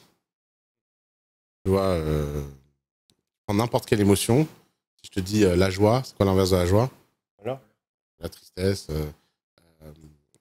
Et si je vous dis l'inverse de la jalousie, c'est quoi? L'amour. Non, bah non, pas du tout. Bah non, l'abondance, c'est pas l'inverse de la jalousie. Vouloir. Oui, mais c'est pas, le mot, c'est pas abondance, parce que abondance, c'est pas une émotion. C'est un état. La fierté. C'est un mot qui existe, que personne connaît, qui s'appelle la compersion. Et je trouve ça dingue que le mot ait disparu de notre espace mental. Et ça veut dire quoi, du coup? Alors, c'est exactement l'inverse de la jalousie. La jalousie, c'est quoi? C'est le fait d'être malheureux pour quelque chose qui arrive à quelqu'un d'autre de mieux que toi. Et donc, Yomi gagne de l'argent, je suis jaloux. L'inverse de ça, c'est Yomi gagne de l'argent, ça me fait trop plaisir. Et moi, je suis né dans la compersion. j'ai un truc, c'est que quelque chose qui arrive à un proche me donne exactement le même état de plaisir que quand ça m'arrive à moi. Quand Sofiane a fait Bercy, c'est moi qui ai fait Bercy. Hein. Je vous jure, j'étais à la fête du Choca. Même pour les personnes qui t'aiment pas. Ouais.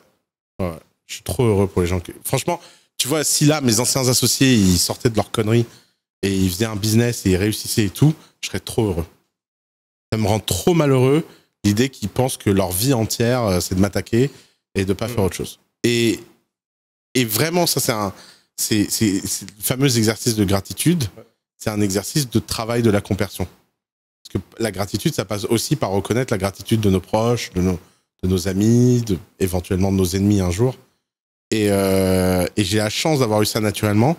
Et je pense que c'est 90% de mon bien-être. Parce que le nombre de fois où j'ai eu des pics de joie immenses dans ma vie, parce que des gens que j'aimais ont eu des grandes réussites, et ça m'a toujours amené à vouloir faire réussir les gens autour de moi. Et ça c'est un truc... tu peux pas être malheureux. Et d'ailleurs, pour connaître pas mal de milliardaires très malheureux, le point commun qu'ils ont tous, c'est qu'ils ont aucune confiance en personne. Et la raison pour laquelle ils ont aucune confiance en personne, c'est parce qu'ils ont toujours l'impression que si quelqu'un gagne, eux, ils perdent. Et donc, plus leur réussite monte, plus leur malheur monte. Moi, je pense que j'ai une théorie ici pour expliquer le fait que tu as autant de gens aussi riches qui soient malheureux. C'est que pour moi, quand tu es malheureux, tu as deux manières de le résoudre. Soit tu changes le monde extérieur pour qu'il soit en accord avec tes envies intérieures, soit tu changes ta perception intérieure du monde extérieur. Et en général, les personnes qui ont pas mal de succès, ils pensent qu'ils peuvent changer le monde. Ils essaient de changer le monde. Et souvent, ils réussissent. Donc, tu as des gens, typiquement, un milliardaire, c'est un mec qui a réussi à changer le monde pour satisfaire son besoin d'achievement personnel. Et le problème, c'est que si tu le fais avec succès et que tu continues à le faire, et si tu deviens milliardaire, c'est que tu le fais pendant longtemps et que ton appétit, il est jamais rassasié, et ben en fait, souvent, c'est que tu as ignoré d'aller à l'intérieur. Et je pense qu'il y a une juste balance, parce qu'après, tu as l'inverse aussi, tu as les gens qui se détachent complètement du monde extérieur et qui se concentrent uniquement sur l'intérieur. Je pense pas que c'est ça non plus. Donc il y a une juste balance à avoir. En toute chose, la prudence. Andrew Tate a dit ça. Vraiment? Non. C'est énorme. Il y a une citation qui dit que l'homme raisonnable essaie d'adapter ses désirs au monde, l'homme déraisonnable essaie d'adapter le monde à ses désirs, et que donc le progrès ne peut venir que de l'homme déraisonnable, qui essaie d'adapter le monde à ses désirs. Parce que tu peux pas changer le monde si toi t'adaptes tes désirs au monde. Donc c'est assez... Ouais, je pense que comme tout, c'est vrai et faux à la fois. C'est que... Ouais, il y a énormément de gens autour de nous qui sont comme ça. Elon Musk est un bon exemple. Mais quel est le prix perso à payer, quoi? C'est un débat interne que j'ai, où pendant longtemps, toute mon enfance, j'ai pensé qu'une de mes plus grandes forces, un de mes plus grands pouvoirs, c'est justement le fait que j'étais malheureux, et que, en fait, c'était ce malheur qui me drivait à être plus déterminé que les autres. Je me disais, je suis tellement malheureux que ça me force à travailler plus fort que les autres. Donc, j'ai souvent eu une théorie que c'était pour ça que je réussissais. Parce que j'arrivais pas à être heureux sans avoir un gros niveau de succès. Et il y a 2 ans, j'ai changé d'avis. Je me suis rendu compte qu'en fait, j'étais encore beaucoup plus productif et efficace quand j'étais heureux. Et maintenant, je sais pas. Vous pensez que être malheureux, c'est une source de motivation qui permet de réussir, ou est-ce que c'est plutôt quelque chose de contre-productif? Je pense que la réussite est neutre de tout ça, quoi. C'est justement tout le sujet, c'est qu'on pense que la réussite a besoin de plein de secrets, alors qu'en fait, tu peux être gentil et méchant, courageux et faible. Après, c'est pas parce qu'il y a un contre-exemple que ça veut pas dire que ça aide. Non, mais c'est plus que des contre-exemples. Moi, d'expérience dans ma vie, j'ai rencontré autant de milliardaires heureux que malheureux, autant de milliardaires intelligents que cons. D'ailleurs, ça, c'est un truc, on n'imagine pas, mais il y a des gens très, très, très cons qui réussissent très, très, très bien. Et il y a des gens très, très, très, très intelligents qui réussissent très bien. Non, moi, vraiment, j'ai cette théorie que la plupart des millionnaires sont débiles. Ouais, mais je pense que la proportion est la même que dans le reste de la société. En fait. Non, ils sont pas au-dessus de la moyenne. Et je m'en suis rendu compte ça m'a choqué à chaque fois. Non. C'est un moment qui m'a choqué. C'était vraiment un moment profond de réalisation où j'ai payé 20 000 euros pour aller à un mastermind et je voulais networker. C'était à mes débuts dans le business et je me suis dit je vais rencontrer des mecs, des millionnaires, des machins. J'en avoir des secrets. Et j'étais encore à l'université à l'époque. Et j'arrive dans cette salle et les mecs ils commencent à poser des questions et je suis là mais vous êtes bien moins smart, bien moins intelligent, bien moins perspicace, bien moins attentif que les mecs qui étaient avec moi à l'université. Mais ils faisaient des 50 000, 100 000 euros, 200 000 euros par mois. Et c'est pour ça, et vraiment pour moi, devenir riche, devenir millionnaire, pour moi, c'est tu trouves un truc qui marche et tu fais le bourrin dedans. Et souvent, les intellectuels, ils ont pas cette capacité à faire le bourrin. Ils vont trouver un truc qui marche. C'est dur d'être Et ils vont intelligent. vouloir... Alors que non, c'est juste... Essayez ça, marche pas. Essayez ça, marche. Moi, faire plus de ce qui marche. Encore plus, encore plus, encore plus. Un des conseils les plus structurants que je donnais à The Family, c'était de toujours choisir une industrie au-dessus de ton intelligence. Ouais. Plus t'es intelligent, plus il faut que l'industrie dans laquelle tu sois d'élite. Ouais. Parce que sinon, si t'es plus intelligent que ton industrie, tu t'ennuies. Ouais, bah oui. Excellent. Là, Elon Musk, c'est de toute évidence un génie. Mais quand on voit des fusées dans l'espace, t'es con, par définition. Et je pense que ça l'aide. Il y a un niveau d'excitation. D'ailleurs, c'est pour ça que je suis un peu inquiet pour Twitter, moi. Ah, pense que c'est pas- ça va aller, là. Non, mais je me dis, tu vois, pour la première fois, il fait un truc où le niveau intellectuel nécessaire pour réussir est inférieur au sien. Alors que d'habitude, il a toujours fait des trucs, tu vois, d'une immense complexité. Là, il doit halluciner avec tous les mecs qui codent des plugins. Moi, je trouve que vraiment, Elon Musk, il m'impressionne tellement. Parce que justement, au-delà de son génie technique, je pense qu'il a un génie de la compréhension de la psychologie humaine qui est ouf. Ouais, ça c'est sûr. Et du coup, c'est pour ça que je me fais vraiment pas de soucis pour Twitter. Je pense qu'il a compris, tout comme Mark Zuckerberg a compris comment tu faisais pour faire fonctionner un réseau social. Je pense qu'il l'a déjà dans la poche. Ce qui est drôle, c'est que tous Et ces. c'est le mec qui a le compte Twitter le plus connu, le plus suivi. Donc ça prouve que C'est un power user, c'est sûr. tout le monde, donc quoi, il est nul. Elon Ouais. Apparemment dans sa vie perso, mais... Il y a beaucoup d'enfants. Ça doit être compliqué de s'en Ouais, occuper. beaucoup d'enfants qui le haissent, je trouve ça dur. Ah bon? Ouais, il y a une de ses filles qui sort un livre contre lui, là. Ouais. C'est quoi Qui a son même test demandé à changer de livre, de nom. Parce qu'elle peut plus blairer son père. Mais non, mais ça doit être trop dur d'avoir Elon Musk comme père. Il est dur avec eux ou c'est quoi J'en qu'elle sais lui rien, reproche? j'ai aucune info, mais Je sais pas. je me dis que vu le personnage public que c'est, le personnage privé doit être x10, et donc ça doit être... t'es un enfant, ça doit être trop dur. Ouais, il doit avoir des standards déjà hyper élevés vis-à-vis de lui-même, donc vis-à-vis de ses enfants, ça doit se répercuter et Ouais, c'est sûr. ça doit être une certaine pression pour eux aussi. Après, il vient d'une famille tellement compliquée aussi. Elon Musk, il a un père qui s'est marié avec sa petite sœur ou je sais pas quoi, enfin, sa petite nièce. Ça a l'air d'être... Mais bon, il brûle de l'intérieur. Il fait... En plus, c'est fou parce qu'il fait plein de trucs dont personne n'a conscience. Tout le monde parle d'OpenAI en ce moment. Ouais. Et du fait que ChatGPT, c'est la révolution et tout. Et tout le monde oublie quand même qui a sidé cette boîte. C'est Elon. Bah ouais. C'est fou, non? T'as essayé ChatGPT? Ah, mec, C'est ouf, hein. ça, c'est le changement du monde en live. Hein. Moi, j'étais pas convaincu de ces théories de ouais, la plus grande menace pour l'humanité, c'est l'intelligence artificielle, etc. Je te jure, j'ai utilisé ce truc, c'était là, waouh, on est dans la merde. Ouais. Mais ça, vraiment, je prouve que lors des 2 dernières années, on a passé justement ce point crucial. Et attends, on l'a pas où- vraiment. Ouais, on est en train en tout Tu vas cas. voir. Là, C'est- moi, j'ai des insiders de l'intérieur d'OpenAI. Je connais plein de gens qui y travaillent. GPT-4, on n'est pas prêt. c'est dingue. hein, Pour te donc- dire, le modèle train de GPT-3 qui est utilisé pour ChatGPT, c'est un modèle de 100 milliards de points. Donc, quand l'ordi prend une décision, il a 100 milliards de data points. On va passer à 1 trillion de data points dans GPT-4. Et GPT-5, ils estiment à 100 trillions. Ça va être invraisemblable. Pour les gens qui connaissent pas, en gros, c'est un robot, enfin une intelligence Conversationnel. artificielle Un chatbot. un chatbot en gros qui va répondre aux questions qu'on lui pose, mais qui est ultra performant. t'as vraiment l'impression. Moi, quand j'ai commencé à lui parler, je vous invite tous à aller l'essayer. C'est sur le site d'OpenAI. Et en gros, Il parle français toutes les langues. Hein. Ouais, il parle toutes les langues. Et j'avais vraiment l'impression de parler à le père que j'aurais toujours aimé avoir. Tu vois, genre, pas que mon père était un mauvais père, mon père était un magnifique père, mais vraiment le truc à réponse à tout.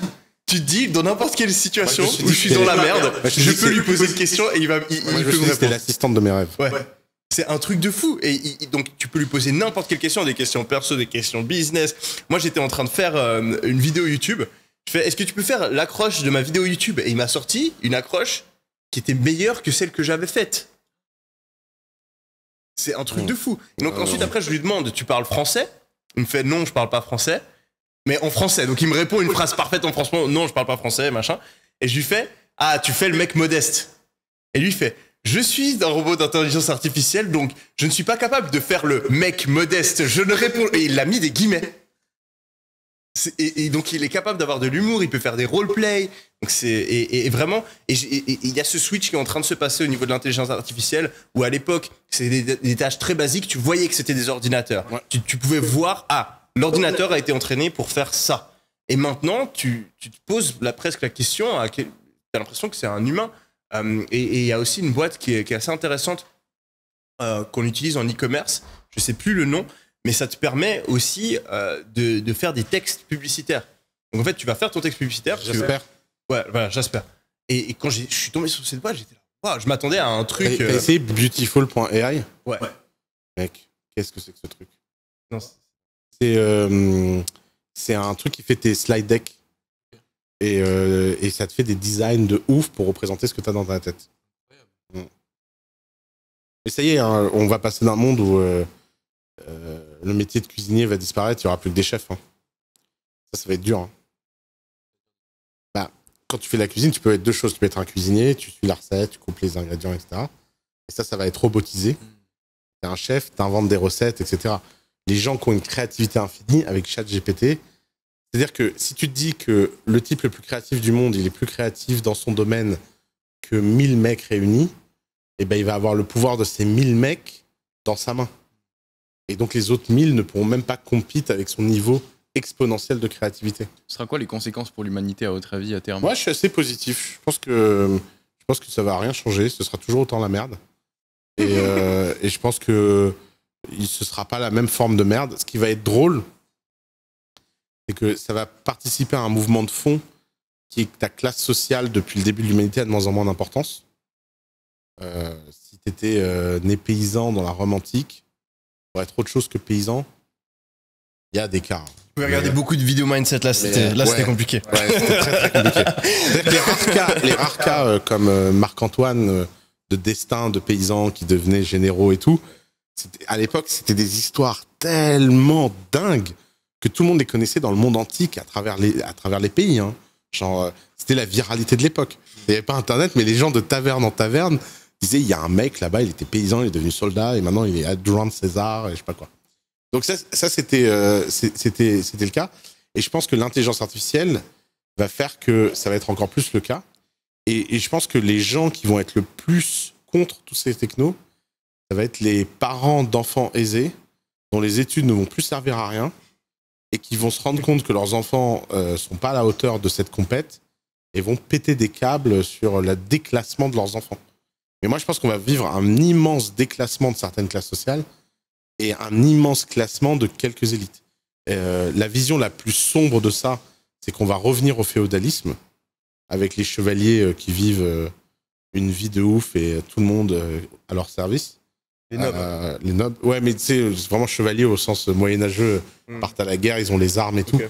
Là, c'est l'intelligence artificielle, c'est ton arme pour aller à la guerre économique, à la conquête, etc. Une pure méritocratie. Ouais, alors...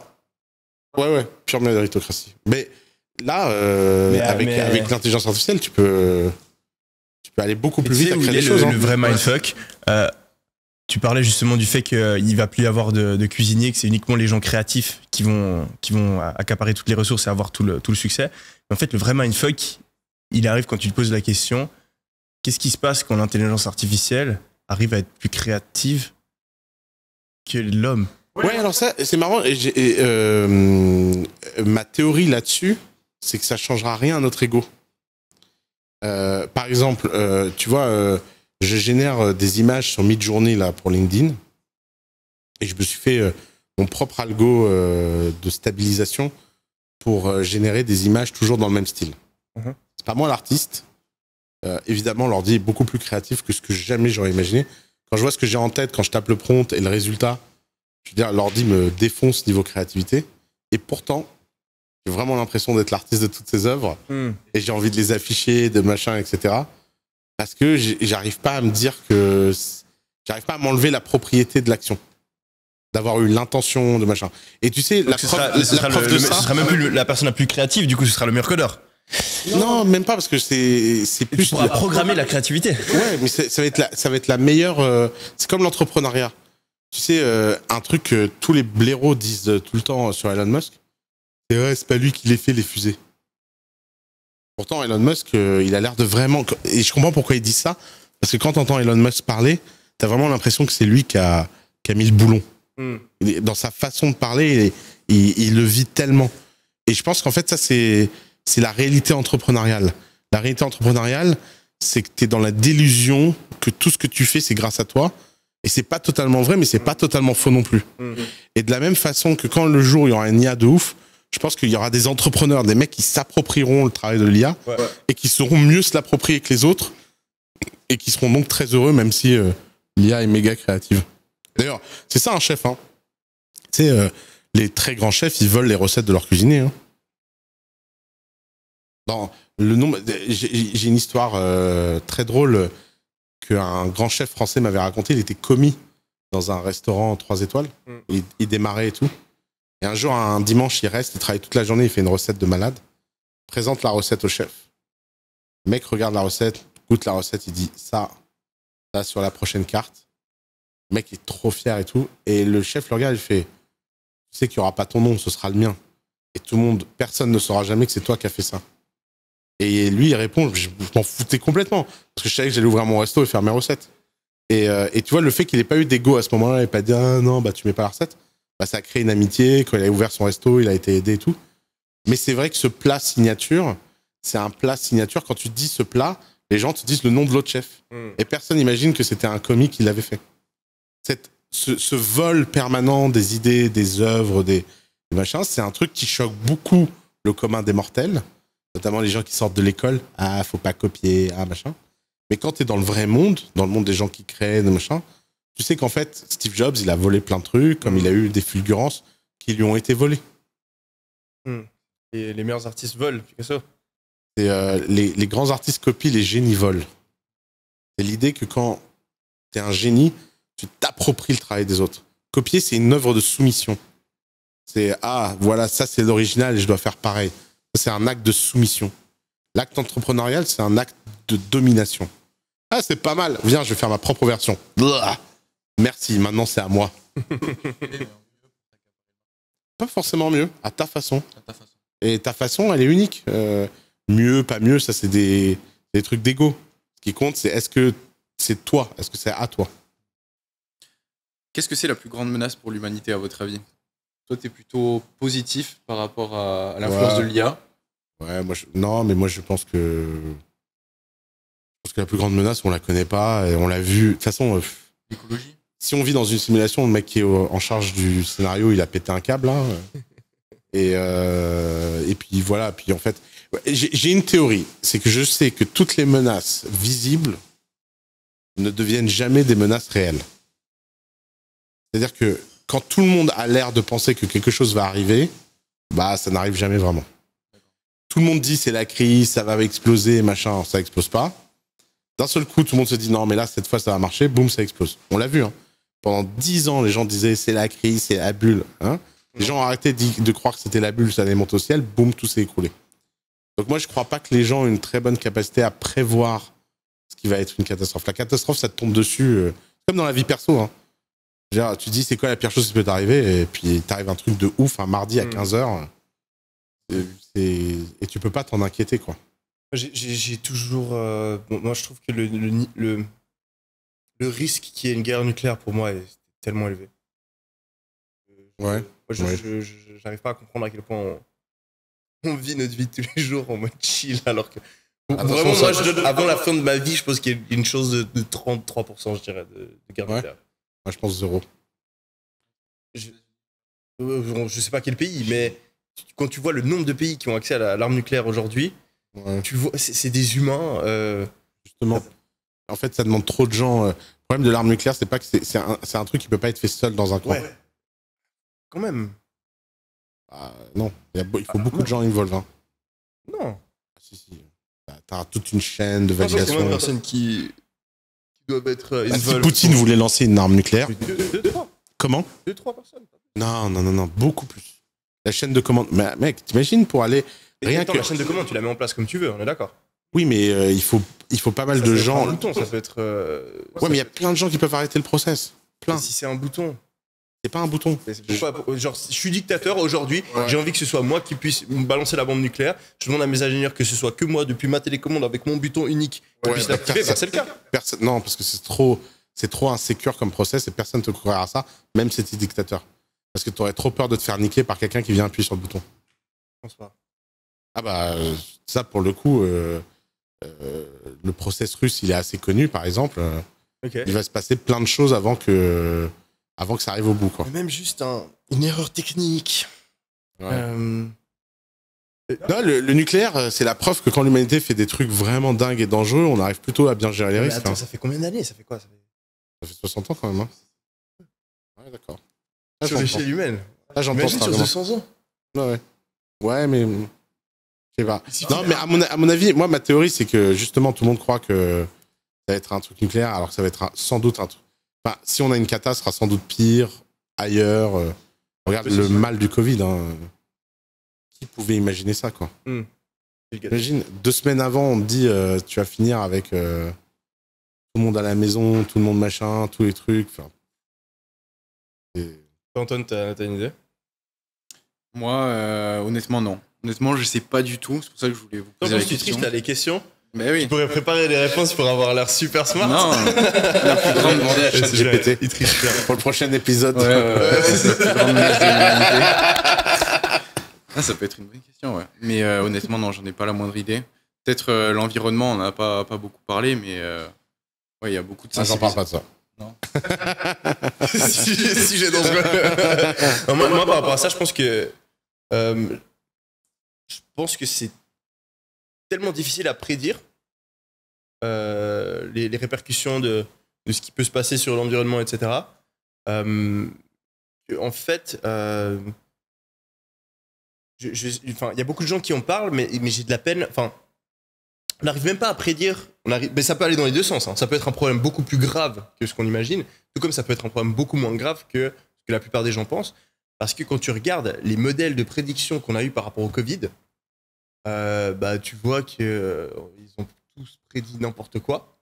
Donc aujourd'hui, quand tu as des scientifiques qui prédisent les répercussions d'une augmentation de la température sur Terre et qui te disent il y a ça qui va se passer, alors, si tu n'arrives pas à prédire l'évolution d'une pandémie sur les 2 prochains mois, comment tu prédis l'évolution du climat et les répercussions sur la Terre sur 40, 50, 60 ans? Donc pour moi, ça pourrait être dans les deux sens. Donc, ça pourrait être bien plus grave que ce qu'on pense. J'en connais un là qui va se faire ken. Tout comme ça pourrait être... Non, mais je dis que ça va dans les deux sens. Ça pourrait être plus grave que ce qu'on pense, tout comme ça pourrait être beaucoup moins un problème que ce qu'on pense. Ouais. Ah, je pense que de toute façon, si quelque chose doit tous nous buter, à la Jacques Test, hein, je sais pas. Ouais. Je sais pas pourquoi les gens s'inquiètent de choses sur lesquelles ils n'ont pas de. Je veux dire, si l'intelligence artificielle nous met tous en esclaves et tout, on se battra, tu vois, c'est pas grave, ça donnera une occasion de faire Terminator, quoi. C'est quoi, à votre avis là, en ce moment, dans l'actualité, on parle beaucoup de crise énergétique, de trains annulés, d'écoles fermées, de coupures d'électricité. Qu'est-ce que ça vous inspire, tout ça? Est-ce que vous avez vu un petit peu Ouais, moi, je regarde pas les news, je lis pas les journaux. Ça, c'est un avis controversé que j'ai.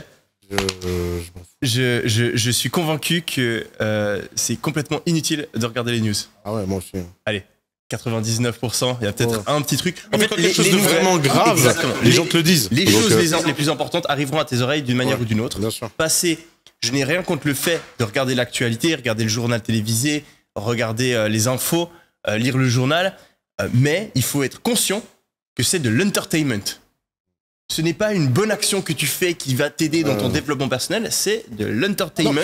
Il n'y a pas plus de ça te nique l'esprit. Hein. Et ça te nique l'esprit parce que ça va te rajouter énormément d'anxiété et ça te bourre le crâne d'informations qui ne vont pas avoir un impact sur ta vie réelle. Donc je ne suis pas contre le fait de le faire, mais je pense qu'il faut qu'on arrête de penser que c'est quelque chose de vertueux, de bien, d'être au courant de l'actualité. Pour moi, il n'y a pas vraiment d'intérêt. Et donc, typiquement, ces genres de sujets d'actualité, j'y prête pas du tout attention. J'ai volontairement arrêté de regarder le journal télévisé, etc. Parce que moi, typiquement, ça me mettait de l'anxiété et je préfère passer ce temps à lire un livre, à me renseigner sur un truc que j'ai envie d'apprendre, ou à regarder, à faire du vrai entertainment, à regarder un vrai film, une vraie. Pour moi, tu as très peu de valeur à savoir que il y a ça qui s'est passé à 500 000 km de chez toi, qu'il y a cette madame qui a inventé ce truc. C'est intéressant, mais il y a peu de valeur concrète, pragmatique dans la vie réelle. Ça va pas influencer ta vie à l'échelle micro. C'est pas ça qui va te permettre d'atteindre tes objectifs, d'avancer. Ouais. Ça a carrément du sens. C'est souvent des négatifs. 90% de ce qui passe à la télé. De toute façon, il faut que ça soit négatif, sinon ça intéresse personne. Donc, je veux dire, même, enfin, on dit tout ça, mais même nous, est-ce que vraiment t'as envie de te taper un journal où t'as des bonnes nouvelles toute la journée? Ça fait chier, quoi. Et t'as beaucoup d'idées business, et je sais pas si t'as dû être confronté à ça, qui vont à l'encontre de la psychologie humaine. Et ça, je les vois à chaque fois. Ça, jamais. Dommage, mon gars. J'ai jamais compris ça. Dommage. Donc, typiquement, t'as le mec qui va venir vers toi, il va faire Yomi, j'ai une idée aujourd'hui, je vais faire le nouveau journal télévisé, mais il y aura que des trucs positifs. T'es là, franchement, j'aimerais tellement que ton idée elle puisse fonctionner, mais tu t'es perdu d'avance. Parce qu'en fait, et il faut toujours faire attention à ça. Tu as deux parties importantes quand tu as envie d'avoir un produit qui fonctionne. Tu dois apporter de la valeur, donc améliorer la vie des gens, et tu dois aussi avoir cette partie qui résonne profondément avec un désir, un besoin profond humain. Et souvent, il y a des gens qui ont l'un sans l'autre. Donc, c'est dommage. Imaginons par exemple la méditation. Tu prends la méditation, tu sais que c'est un truc qui aide énormément beaucoup de gens. Si tu n'arrives pas à trouver la manière marketing de l'amener, et que tu dis juste c'est vertueux, etc., ça va être très très difficile de le vendre. Et donc, il faut réussir à trouver l'élément marketing. Et c'est pour ça que la méditation, tu dois appuyer sur Par exemple, tu dois dire aux gens, ça va te sortir de ton anxiété, ça va te sortir de ta dépression. Et tu dois appuyer sur le fait qu'ils sont dépressifs, ils sont anxieux, et ça, c'est le truc qui les sauve. Si tu fais pas ça, personne ne va faire de la méditation. Ouais. Et donc, dans la bouffe aussi, tu as plein de trucs comme ça. Tu as plein de nourritures qui sont très saines. Et si tu as juste le produit super sain, tu galères à le vendre. Il faut que tu arrives à faire en sorte que ce soit bon aussi au niveau du goût. Et là, tu as cet aspect de la psychologie humaine, ce désir profond d'avoir un truc qui est bon. Et tu as aussi le truc vertueux qui est bon pour la santé. Si tu as les deux ensemble, boum, product market fit. Et souvent, les gens, ils ont que le truc qui est bon pour la santé, mais ils n'ont pas le goût. Ils n'ont pas le truc qui donne envie. Si vous pourriez revenir en arrière et donner un conseil à la version de vous-même qui a 18 ans, qu'est-ce que vous lui diriez? Achète du Bitcoin. Là, c'est toujours t'as deux manières de répondre à cette question. Tu cherches pas, tu achètes du Bitcoin et tu ne fais rien pendant 10 ans et t'attends. Bon, je pense que c'est bien pour terminer. On vous laisse dans le suspense. C'est tellement génial de pouvoir faire ça. Ouais, non, mais moi j'y ai pensé des dizaines et des dizaines de fois. Et sur plein de sujets différents. Sur acheter des cryptos, lancer dans certains business, etc. Bon, on y répondra de manière plus sérieuse lors du prochain épisode. Merci d'avoir été présent, Antoine et Oussama. Merci. On se retrouve très prochainement pour un nouvel épisode de Sans Permission. C'était Yomi. Allez.